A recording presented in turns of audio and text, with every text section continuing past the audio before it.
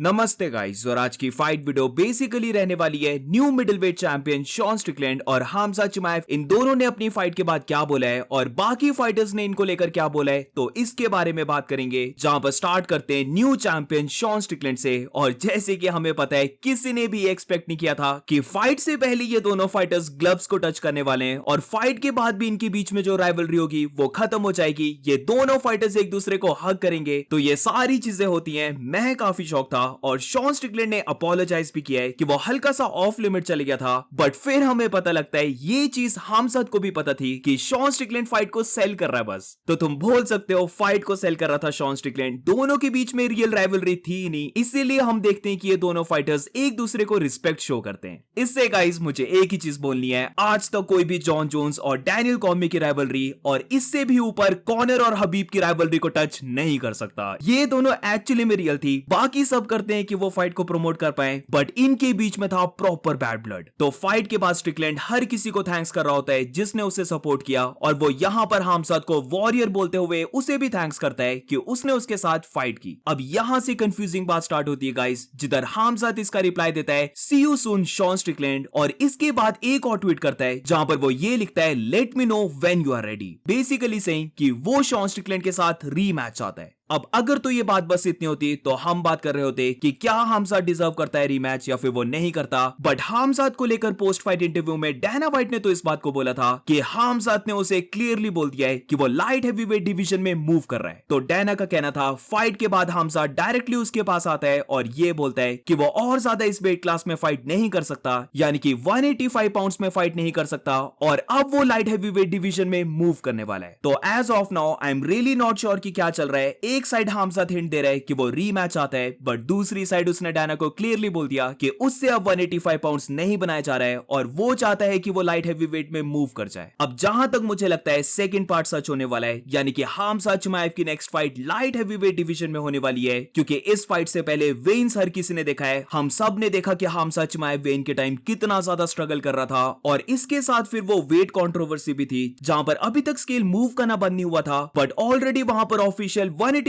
Pounds बोल देता है। ऑल्सो इसके साथ ये भी बताया जाता है कि हमसाद ने फाइट से पहले 21 किलोस का वेट कट किया था। I mean brutal weight cut है ये। खुद सोच के देखो 21 किलो कितना ज्यादा होता है, और ये हमसाद फाइट से पहले कट कर रहा है। आई थिंक सो हमसाद ने कुछ ज्यादा ही बल कर लिया था, और इसीलिए फिर हम फाइट में देखते हैं कि वो इतनी जल्दी गैस आउट हो जाता है। तो आई थिंक सो ये ऑलमोस्ट कंफर्म है कि हमसाद चाहने वाला है 205 पाउंड्स, यानी कि अगली फाइट हमसाद की होगी लाइट हेवीवेट डिवीजन में। This is the right time guys. Imagine Khamzat Chimaev versus Paulo Costa की फाइट होती है इस डिवीजन में। कोस्टा भी लाइट हेवीवेट में मूव किया है और इनसेन दिखाया, हमसाद भी लाइट हेवीवेट में जाने वाला है। तो इन दोनों के बीच में मैं बोलूंगा एक रियल राइवलरी है और वंस अगेन एक मैसिव फाइट बन सकती है। और अब फिर से बात करते हैं new middleweight champion Sean Strickland के बारे में, जहां पर तुमने अगर मेरी ब्रेकडाउन वीडियोस को देखा है तो मैं बार बार ये बोल रहा था कि शॉन स्ट्रिकलैंड ने बस अपने जैब को ही पॉप किया और उसी से वो हमसाद को बैटर कर देता पूरा। उसने इतने ज्यादा राइट पंचेस को भी थ्रो नहीं किया। स्ट्रेट पंचेस तो स्ट्रिकलैंड बहुत ज्यादा थ्रो करता था, वो भी उसने हार्डली कोई थ्रो किए, और जो लूपिंग ओवरहैंड राइट पंचेस हैं जो उसने एंथनी हर्नांडेज के ऊपर थ्रो किए थे, वो तो यहां पर उसने एक भी थ्रो नहीं किया। तो इसको लेकर मैं थोड़ा सा कंफ्यूज था कि फाइट में स्ट्रिकलैंड ने ऐसा क्यों नहीं किया।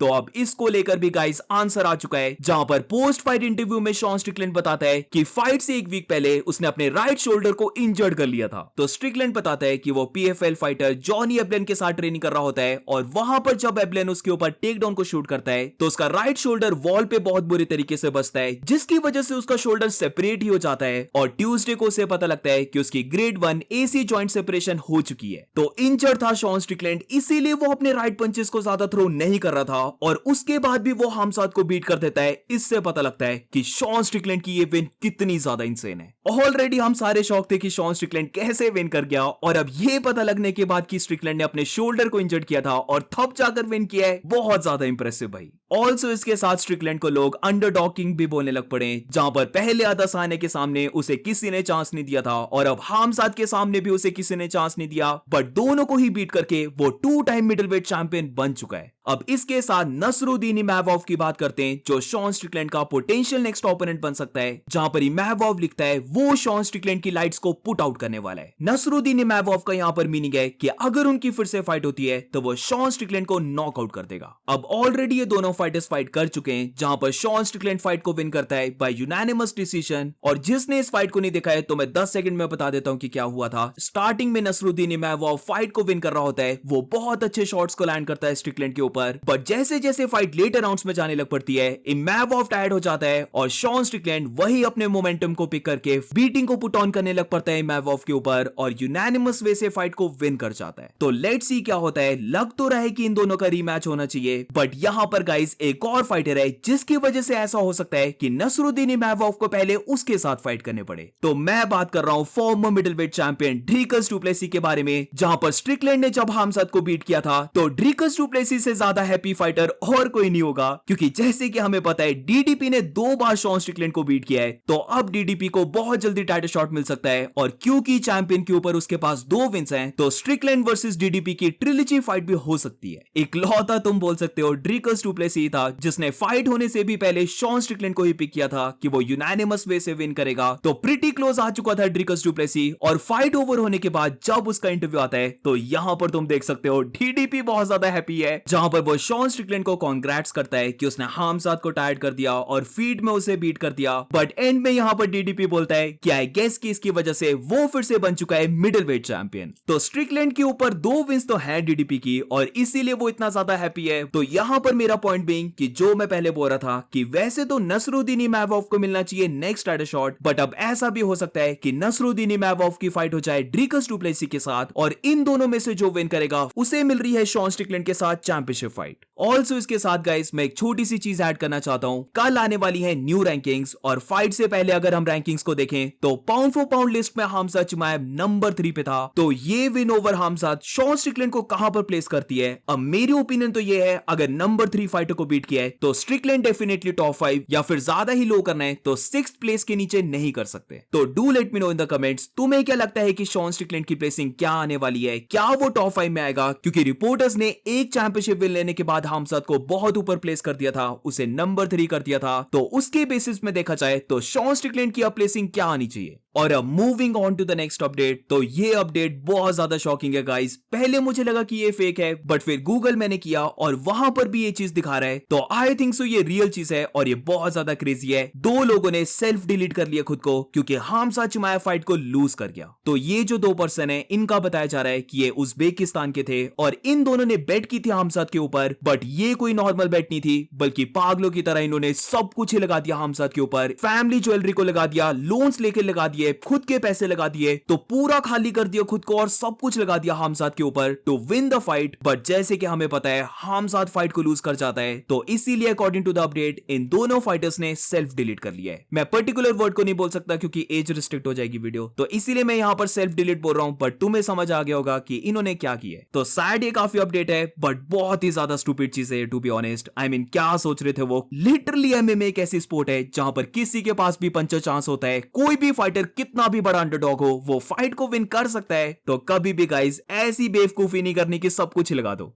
ज्यादा मैं इस पे नहीं बोलूंगा, बट ब्रो इमेजिन करके देखो जब स्कोर कार्ड सुना रहे थे और स्प्लिट डिसीजन जाती है ये फाइट, इनके माइंड में क्या चल रहा होगा। And that's it for today guys. आज की फाइट वीडियो में बस इतना ही। अगर तुम्हें वीडियो अच्छी लगी हो तो please make sure to like subscribe. मिलते हैं नेक्स्ट वीडियो में।